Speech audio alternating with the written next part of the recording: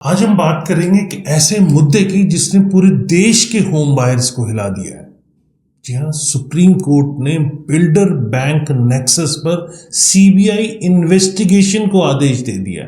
ये फैसला क्यों लिया गया, इसके पीछे क्या सच्चाई है और सबसे जरूरी इसका असर आप हम जैसे आम बायर्स पे क्या पड़ेगा।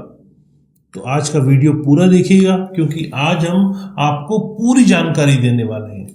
अगर वीडियो पसंद आए तो लाइक कमेंट शेयर कीजिएगा। फ्यूचर में रेगुलर आपको ऐसे इंफॉर्मेटिव वीडियोस मिलते रहें, इसके लिए आपको चैनल को सब्सक्राइब करना है। तो चलिए शुरू करते हैं। नमस्कार, मैं हूं प्रदीप मिश्रा। प्रॉपर्टी मिश्रा शो में आपका स्वागत है। यहां हम आपको प्रॉपर्टी और प्रॉपर्टी मार्केट की हकीकत बताते हैं। नो बकवास, डायरेक्ट काम की बात। चलिए शुरू करते हैं। हाल ही में सुप्रीम कोर्ट ने एक बहुत बड़ा कदम उठाया है। जी हाँ, कोर्ट ने central bureau of investigation CBI को आदेश दिया है कि वो देश के कई बड़े शहरों में जैसे दिल्ली, एनसीआर, मुंबई, चंडीगढ़, मोहाली, कोलकाता, इन एरियाज में चल रहे रेजिडेंशियल प्रोजेक्ट की जांच करें जहां बायर्स को फ्लैट्स की डिलीवरी नहीं मिल रही है।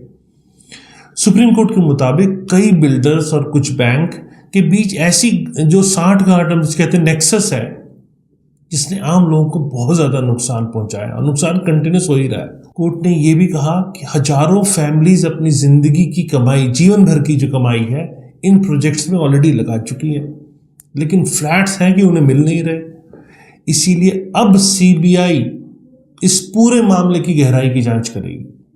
कौन कौन इसमें शामिल है, किसने क्या गलती की है और बायर का पैसा कैसे फंसा है। अब जानते हैं कि ये बिल्डर बायर नेक्सस आखिर है क्या। मान लीजिए आपने एक नया फ्लैट बुक किया, बिल्डर ने कहा हमारे पास बैंक का अप्रूवल है, लोन भी आसानी से मिल जाएगा आपको, आप खुश हुए, आप खुश होकर आप गए और आपने पैसा लगा दिया वहां और बैंक से लोन भी आपने ले लिया। लेकिन क्या कभी आपने सोचा है कि प्रोजेक्ट की असली हालत क्या है? क्या सारे अप्रूवल्स हैं उस प्रोजेक्ट में? क्या जमीन का टाइटल बिल्कुल क्लियर है, बिल्कुल साफ साफ है? कई बार बिल्डर्स और बैंक ऑफिशियल्स मिलकर बायर्स को इनकम्प्लीट या मैं कहूंगा कि गलत जानकारी देते हैं। अब इसको एग्जांपल के तौर पे बताता हूं। प्रोजेक्ट के पास अभी तक एनवायरमेंट क्लियरेंस नहीं है, लेकिन बिल्डर कहता है कि सब रेडी है, बैंक भी लोन अप्रूव कर देता है क्योंकि उसका भी बिल्डर से टाई अप है। अब बायर ईएमआई भरते रहते हैं, लेकिन प्रोजेक्ट साइट पर कंस्ट्रक्शन बंद है या बहुत ही धीमी गति पे चल रही है। कई बार बिल्डर पैसे लेकर गायब हो जाता है या प्रोजेक्ट को किसी और बिल्डर को बेच देता है। ऐसे बहुत सारे केसेस सामने आए। अब इस प्रोसेस में बायर सबसे ज्यादा नुकसान में आता है। क्यों? क्योंकि उसे ना फ्लैट मिला ना पैसा वापस हुआ। तो दोस्तों, ये समस्या सिर्फ एक दो प्रोजेक्ट की नहीं है। दिल्ली एनसीआर में करीब 2 लाख से ज्यादा ऐसे फ्लैट्स हैं जिनकी डिलीवरी कई सालों से रुकी हुई है। मुंबई, पुणे, कोलकाता, अहमदाबाद जैसे शहरों में भी हजारों बायर फंसे हुए हैं। कई बार बायर्स ने 80 से 90% तक की पेमेंट कर दी है, लेकिन प्रोजेक्ट है कि अभी भी अधूरा पड़ा है। तो इसमें सुप्रीम कोर्ट ने कहा कि ये सिर्फ पैसों का मामला नहीं है, ये लोगों के सपने, उनकी जिंदगी की सेविंग का सवाल है। कोर्ट ने यह भी देखा कि कई बैंक ने बगैर किसी प्रॉपर जांच के लोन दे दिए, जिससे बायर्स की मुश्किलें और बढ़ गई। और कोर्ट ने यह भी कहा कि अब इस पूरे सिस्टम को साफ करना बहुत जरूरी है। सीबीआई जैसी इंडिपेंडेंट एजेंसी से जांच कराई जाएगी ताकि किसी भी, अगर कोई भी गिल्ट पर्सन पाया गया तो उसे बख्शा ना जाए। कोर्ट ने बैंक को भी चेतावनी दी कि आगे से बगैर प्रॉपर ड्यू डिलिजेंस के लोन आपको नहीं देना है। बिल्डर्स को भी साफ साफ बता दिया कि बायर्स को गुमराह करने पर आपको कड़ी सजा मिलेगी। वैसे रह रहा है, लेकिन उसके बावजूद भी सुप्रीम कोर्ट को इंटरफेरेंस करना पड़ रहा है। कितनी दुर्भाग्य की बात है। इसमें एक मैसेज तो ये आ गया कि अब रियल एस्टेट सेक्टर में ट्रांसपेरेंसी और अकाउंटेबिलिटी लाना बहुत जरूरी है। अब इसको थोड़ा सा और समझने की कोशिश करते हैं। क्या कि इस फैसले का असर आप हम जैसे होम बायर पे क्या पड़ने वाला है। सबसे पहले ट्रांसपेरेंसी बढ़ेगी क्योंकि अब सुप्रीम कोर्ट खुद सख्त हो गया है। अब बिल्डर्स और बैंक को हर डॉक्यूमेंट, अप्रूवल, प्रोजेक्ट का करंट स्टेटस बायर के सामने रखना बहुत जरूरी है। कोई भी इंफॉर्मेशन छुपाई नहीं जा सकती। प्रोजेक्ट जल्दी पूरे होंगे क्योंकि जिन प्रोजेक्ट में पैसे फंसे हैं वहां अथॉरिटीज पे दबाव पड़ेगा, या तो प्रोजेक्ट कंप्लीट करो या फिर बायर्स को पैसा वापस करो। तीसरा, लोन मिलना बहुत ज्यादा मैं कहूंगा कि इजी और सेफ हो जाएगा। अब बैंक भी सिर्फ उन्हीं प्रोजेक्ट को लोन देंगे जिसके सारे लीगल पेपर्स पूरे हैं, अप्रूवल जिसके पास सारी है। इससे बायर्स को रिस्की प्रोजेक्ट में फंसने से कहीं हद तक बचाव होगा, क्योंकि एक बैंक नहीं देता तो दूसरा देता है, दूसरा नहीं देता तो तीसरा देता है। डेवलपर का काम चल जाता है और हर कोई प्रोजेक्ट बैंक अप्रूवल के साथ बायर के सामने परोस दिया जाता है और उसको खरीदने के लिए ऑफर दिया जाता है कि बैंक ने अप्रूव किया हुआ है, आप ले लो इसमें प्रॉपर्टी। तो इससे अब जो सुप्रीम कोर्ट ऑर्डर आया है, मेरे को लगता है इससे बायर्स का भरोसा लौट सकता है। अब बायर्स को लगेगा कि सिस्टम उनकी सुन रहा है और अगर कोई परेशानी हुई तो कानूनी कार्रवाई भी की जा सकती है। फिर इलीगल प्रैक्टिस जो चल रही है, मेरे को लगता है इस पर काफी हद तक इस पर रोक लगेगा। बिल्डर्स और बैंक की मिली भगत से जो गलत काम होते हैं उन सब पर अब लगाम लग सकती है। रेरा रजिस्ट्रेशन मतलब हमेशा रेरा रजिस्टर्ड प्रोजेक्ट ही आपको चुनना चाहिए। रेरा की वेबसाइट पे जाकर प्रोजेक्ट का स्टेटस, अप्रूवल और कंप्लेंट्स आपको हमेशा चेक करनी चाहिए।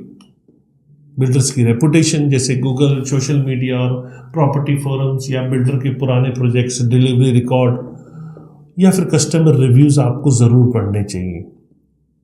लोग अक्सर गलती करते हैं, ये सब नहीं करते और बाद में पछताना पड़ता है। तो आपको ये सब चीज़ें अब करने की ज़रूरत है।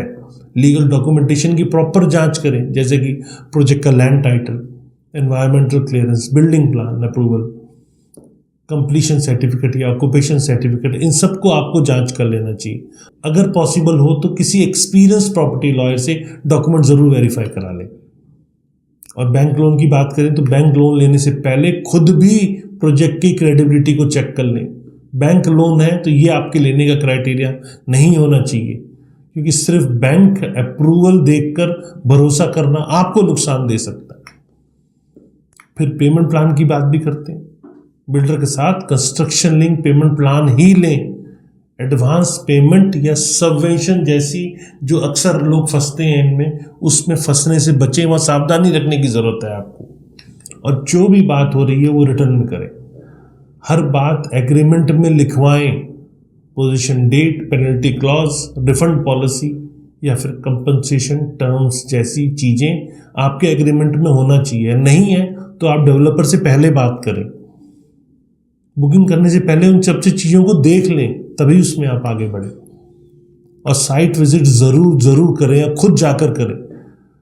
कंस्ट्रक्शन जो डेवलपर कह रहा है वाकई में वो चल रहा है या नहीं चल रहा। मान लीजिए आपने कंस्ट्रक्शन लिंक प्लान में लिया, इंस्टॉलमेंट का लेटर आ गया और साइट पे आप गए नहीं, आपने कंस्ट्रक्शन को चेक ही नहीं किया, तो कंस्ट्रक्शन का एक्चुअल स्टेटस भी चेक करना आपको ज़रूरी है।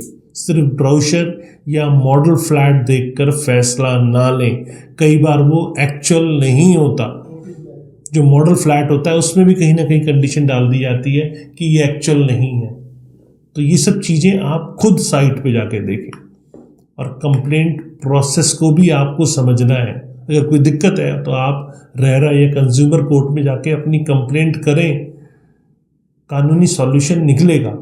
वो बात और है कि कई बार बहुत देरी लगी है बायर्स को, लेकिन एंड रिजल्ट आपके और हमारे पास यही ऑप्शन है कि हमें कोर्ट जाना है। तो दोस्तों, सुप्रीम कोर्ट के इस कदम से ये उम्मीद बन गई है कि रियल एस्टेट सेक्टर अब काफ़ी हद तक साफ सुथरा माहौल बन सकता है। लेकिन इमीडिएट नहीं होगा, इसमें टाइम लगेगा, क्योंकि पूरे प्रोसेस को रिकंसाइल करना बहुत टफ काम है। लेकिन हाँ, अगर ये चीज़ें हो जाती हैं तो मेरे को लगता है इससे बायर्स का भरोसा बढ़ेगा। बिल्डर को समय पर डिलीवरी देनी पड़ेगी और बैंक को भी अपनी जिम्मेदारी समझनी पड़ेगी।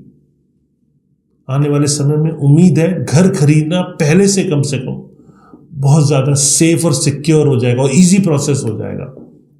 तो दोस्तों, उम्मीद है आपको ये जानकारी पसंद आई होगी। अगर आपके मन में कोई सवाल है या आप अपना अनुभव शेयर करना चाहते हैं तो नीचे कमेंट बॉक्स में आप ज़रूर लिखें। वीडियो को लाइक और शेयर करें, क्योंकि प्रॉपर्टी मिशा को सब्सक्राइब करना बिल्कुल नहीं भूलना है आपको, ताकि आपको रियल एस्टेट की हर बड़ी खबर सबसे पहले मिले। नमस्कार, जय हिंद।